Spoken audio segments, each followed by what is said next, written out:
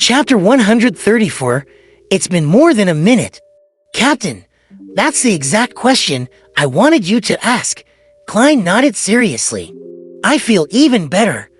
I even believe that I can pass the Holy Cathedral's examination right now.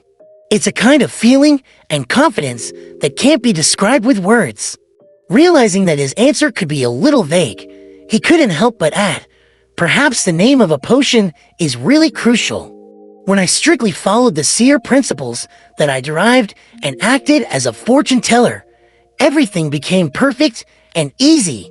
Yes, I can now activate my spirit vision with an even more inconspicuous manner. Dunn creased his eyebrows slightly as the light in his eyes converged. He muttered seemingly deep in thought, the name of the potion. After about 10 seconds, he looked at Klein again. Do you need to return and inform your family?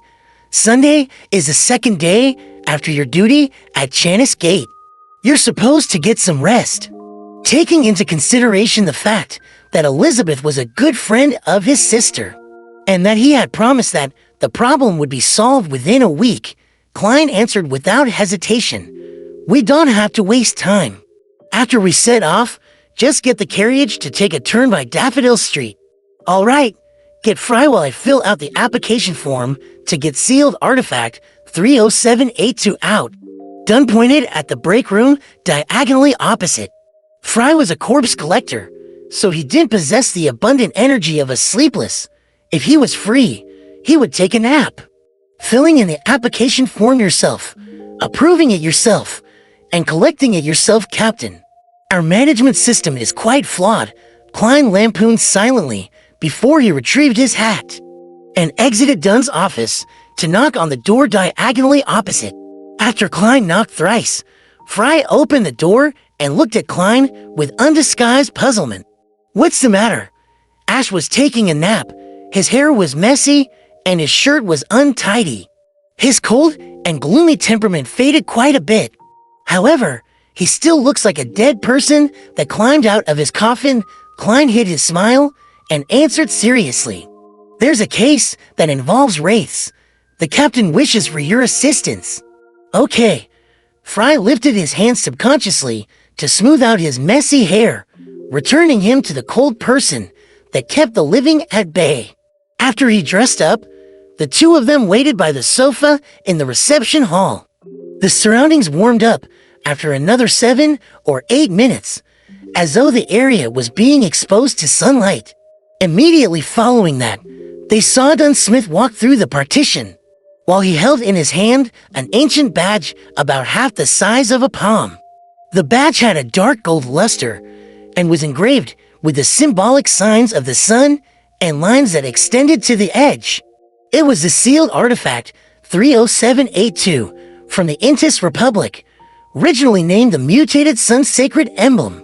The Intis Republic was the country that Roselle transformed from an empire into a republic before turning it back into an empire. Now, it had established itself as a stable republic and was located on the west coast of the northern continent. Its border with the Lone Kingdom included landmarks like Mid-Seashires, the Hornisus Mountain Range, and so on. Since the establishment of Intis as a nation, the Church of the Eternal Blazing Sun had repressed the Church of the God of Craftsmanship, which later became known as the Church of the God of Steam and Machinery. With it being the main religion of the country could also be referred to as the Kingdom of the Sun. Let's set off. Fry, you'll drive. Cesare can't withstand the purification of the sacred emblem for too long, Dunn reminded them calmly. Cesare Francis was a clerk who was in charge of purchasing and collecting supplies. He was also their driver, but he was just an ordinary person.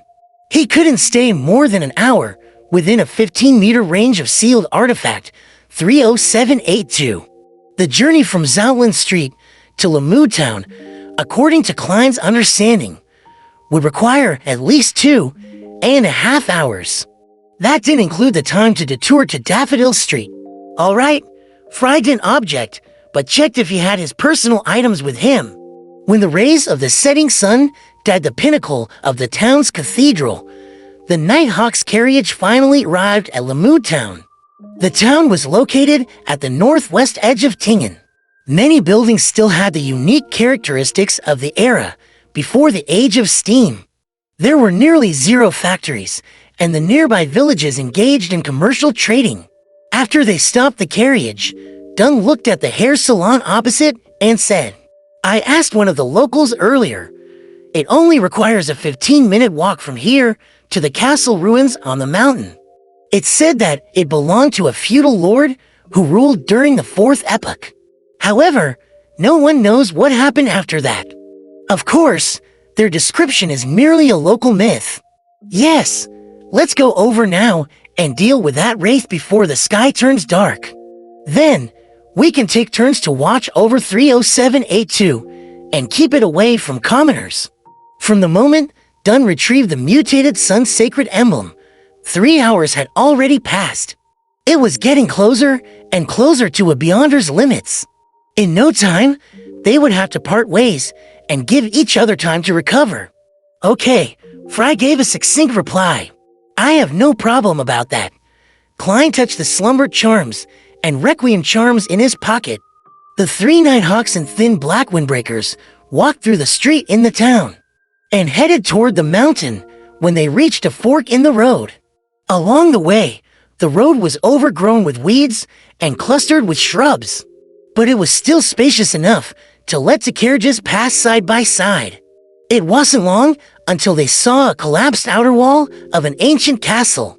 On the outer wall that was still standing, there were green plants crawling all over it while the exposed part was mottled. When he started to get close, Klein could feel a piercing chill as goosebumps formed all over his arms. "There really is a wraith," Fry said monotonously as he looked at the ancient castle. Dung looked sideways to steal a glance at the newly promoted Nighthawk. Then he laughed and said, "Don't worry. We have both 30782 and Fry. The wraith won't cause too much of a problem." He held his custom-made revolver in one hand and the mutated sun's sacred emblem in the other. He took the first step towards the ancient castle that looked like a ruin.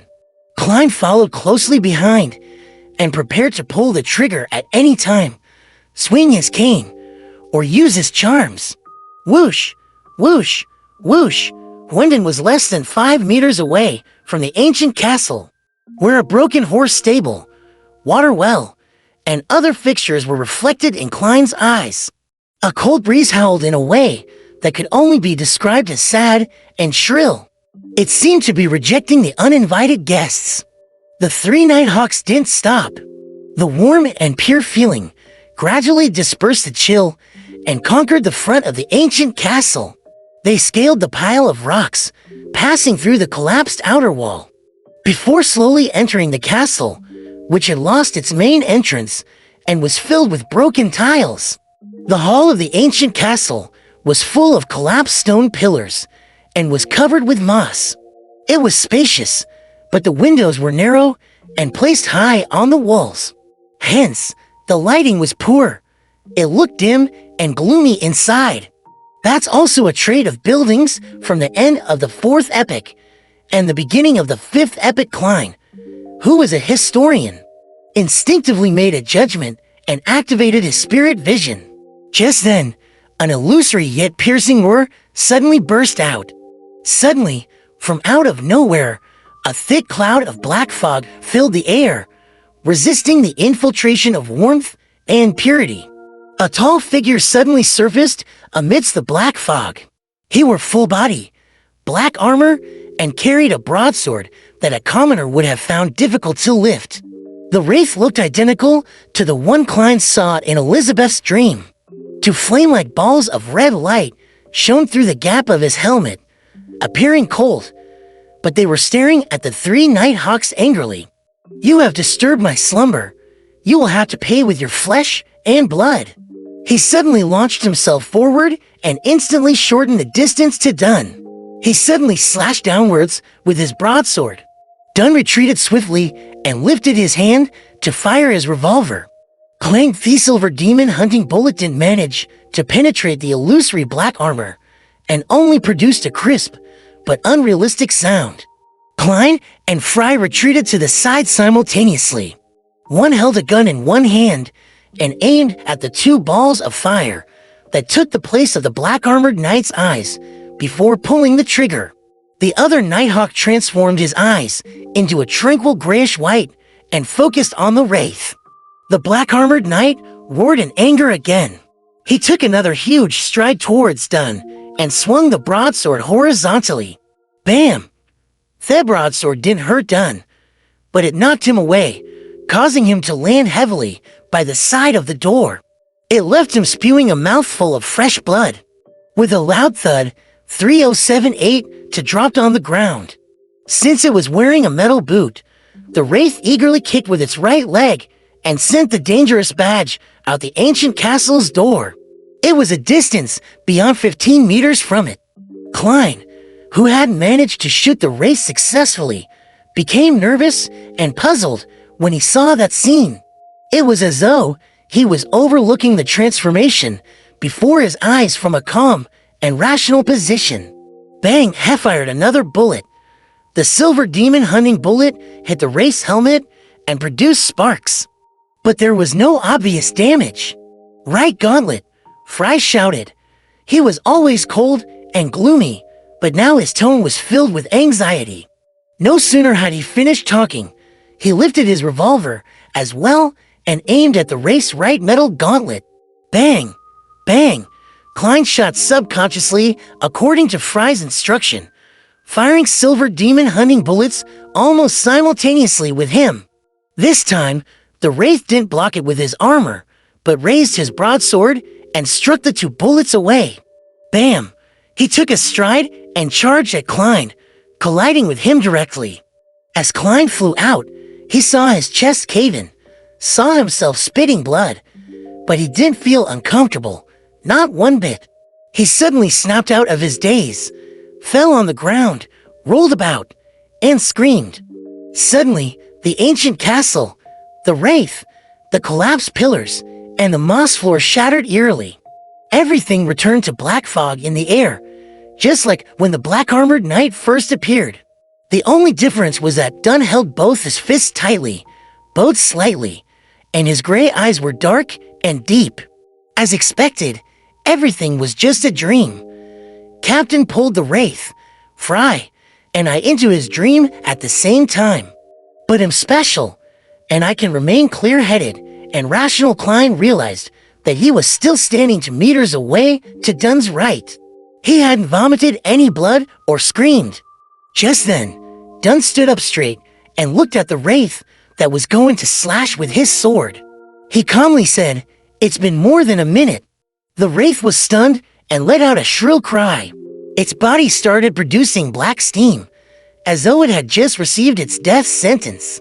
Any zombies or spirits that had yet to turn into evil spirits couldn't stay within the 15-meter range of the mutated sun's sacred emblem for more than a minute.